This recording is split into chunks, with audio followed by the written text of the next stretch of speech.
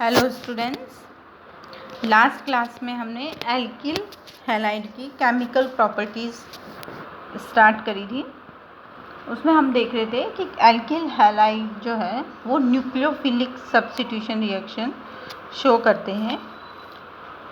Nucleophilic आज हम उसके आगे कंटिन्यू करते हैं।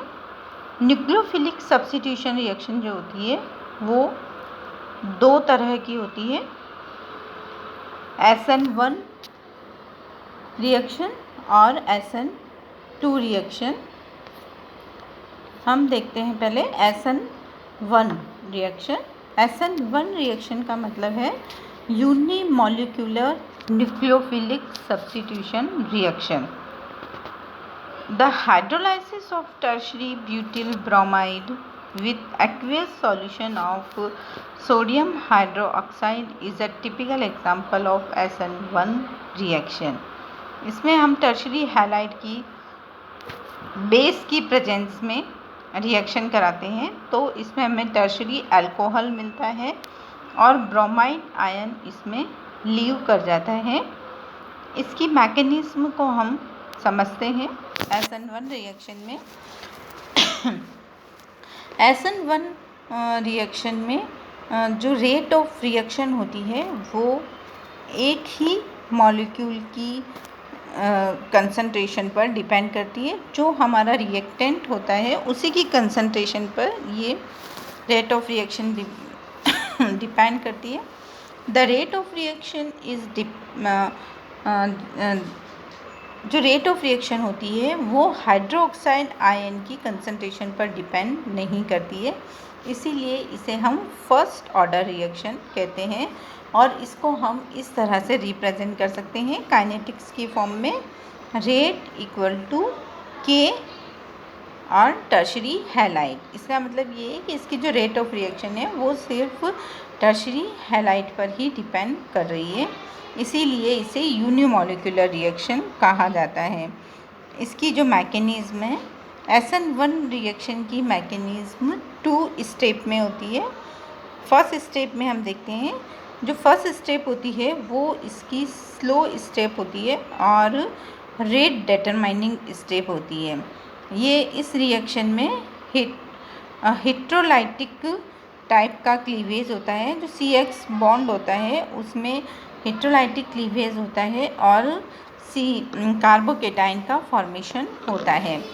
देखिए इसमें टर्शरी हैलाइड है, इसमें इसकी स्लो रिएक्शन जो स्लो स्टेप होती है उसमें Br जो है वो बाहर निकल जाता है और कार्बोकेटाइन का फॉर्मेशन होता है। इसकी जो सेकेंड स्टेप है वो फास्ट होती है और उसमें जो कार्बोकेटाइन होता है उस पर कोई भी बेस का न्यूक्लियोफाइल उस पर अटैक करता है और उसमें वो बेस जुड़ जाता है। इस तरह से इसमें टर्शरी अल्कोहल का फॉर्मेशन होता है। इस प्रकार से हम देखते हैं कि SN1 रिएक्शन में जो स्लो स्टेप होती है वो रेट डिटरमाइनिंग स्टेप होती है और उसमें सिर्फ रिएक्टेंट की कंसंट्रेशन पर ही ये रेट ऑफ रिएक्शन डिपेंड करती है, इसीलिए इसे यूनिमॉलिक्यूलर SN1 रिएक्शन कहा जाता है। नेक्स्ट हम लेते हैं SN2 रिएक्शन। SN2 रिएक्शन का मतलब है ये बायोमॉलिक्यूलर न्यूक्लियोफिलिक सब्स्टिट्यूशन रिएक्शन होती है। इसमें हम प्राइमरी और सेकेंडरी अल्कोहल का सब्स्टिट्यूशन कराते हैं, मिथाइल ब्रोमाइड की प्रेजेंस में कराते हैं, तो इसमें प्राइमरी अल्कोहल बन जाता है और Br माइनस जो न्यूक्लियोफाइल होता है वो OH माइनस न्यूक्लियोफाइल से सब्स्टिट्यूट हो जाता है। अब हम इसकी मैकेनिज्म देखते हैं इस रिएक्शन की। इस रिएक्शन की काइनेटिक्स को अगर हम स्टडी करें तो इसकी जो रेट ऑफ रिएक्शन होती है वो एल्किल हैलाइड और बेस की दोनों की कंसंट्रेशन पर डिपेंड करती है, इसीलिए इसे बायोमॉलिक्यूलर रिएक्शन कहा जाता है। जैसे जैसे increasing the concentration of species will increases the reaction rate of the reaction। इसकी मैकेनिज्म में हम देखते हैं SN2 मैकेनिज्म जो होती है वो 1 स्टेप मैकेनिज्म होती है और इसमें अकॉर्डिंग टू मैकेनिज्म इसमें न्यूक्लियोफाइल जो होता है वो कार्बोकेटाइन वाले कार्बन पर अटैक करता है जिस पर कि हैलोजन ग्रुप जुड़ा हुआ होता है। जब ये न्यूक्लियोफाइल पर अटैक करता है तो इसमें से हैलोजन जो है वो पार्शियल रूप से रिमूव हो रहा होता है, वो कम्प्लीटली उस कार्बन से रिमूव नहीं होता है। तो धीरे धीरे हैलोजन का कार्बन के साथ बॉन्ड ब्रेक होता है और चूँकि इसमें न्यूक्लियोफाइल फ्रंट साइड से जुड़ा हुआ होता है, चूँकि इसमें फ्रंट साइड से हैलोजन जुड़ा होता है, इसीलिए न्यूक्लियोफाइल को फ्रंट साइड से अटैक नहीं कर पाता है और वो इसके बैक साइड से अटैक करता है। और जब ये बैक साइड से अटैक करके पार्शियल बॉन्ड का फॉर्मेशन करता है तो जो हैलोजन होता है वो उस कार्बन से रिमूव होने लग जाता है, और जब वो उससे कम्प्लीटली रिमूव हो जाता है तो न्यूक्लियोफाइल जो है वो इसकी बैक साइड से जुड़ जाता है। इसका मतलब ये हुआ कि इसमें जो कंपाउंड का कॉन्फ़िगरेशन होता है वो after reaction, it means product के टाइम, वो रिवर्स हो जाता है। ये जो रिएक्शन होती है ये वन स्टेप में होती है, लेकिन इसकी जो मैकेनिज़्म होती है वो दोनों बेस और एल्किल हैलाइड की कंसंट्रेशन पर डिपेंड करती है, इसीलिए इसे बायोमोलिकुलर रिएक्शन कहा जाता है। तो जो सब्स्टिट्यूशन रिएक्शन होती है वो दो तरह की मैकेनिज़्म शो करती है, SN1 और SN2। ये जो रिएक्शन होती है वो दोनों में से किसी के भी थ्रू हो सकती है। अब हम कुछ न्यूक्लियोफिलिक सब्स्टिट्यूशन रिएक्शन के एग्जांपल्स देखते हैं। फर्स्ट हम इसकी रिएक्शन देखते हैं, रिएक्शन विथ सिल्वर हाइड्रोक्साइड। जब हम RBr की AgOH के साथ रिएक्शन कराते हैं तो इसमें ROH बन जाता है और AgBr इसमें बाहर निकल जाता है।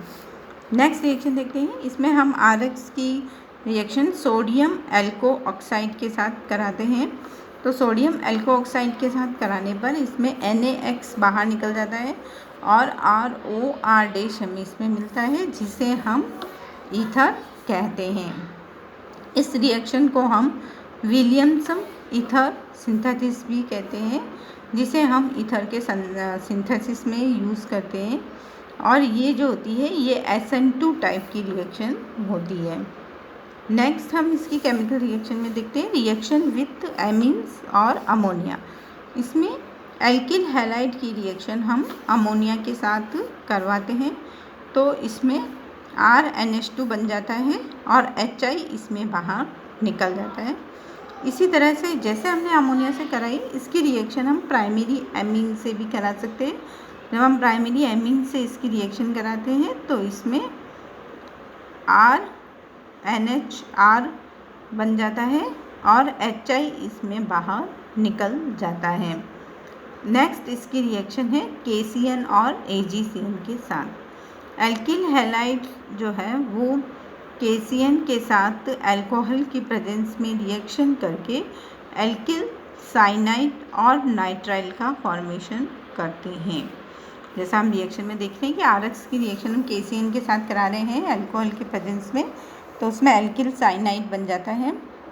इसे दूसरी तरफ जो एल्किल हैलाइड होती हैं, अगर उनकी रिएक्शन हम AgCN के साथ कराते हैं वही अल्कोहल की प्रेजेंस में, तो उसमें एल्किल आइसोसाइनाइड बनता है और AgBr इसमें बाहर निकल जाता है। तो जब हम KCN के साथ करते हैं तो इसमें साइनाइड बनता है और AgCN के साथ करते हैं तो इसमें आइसोसाइनाइड का फॉर्मेशन होता है। ये हमारी कुछ एल्किल हैलाइड की केमिकल रिएक्शंस थी। इसके आगे हम इसी केमिकल रिएक्शंस को नेक्स्ट क्लास में स्टडी करेंगे।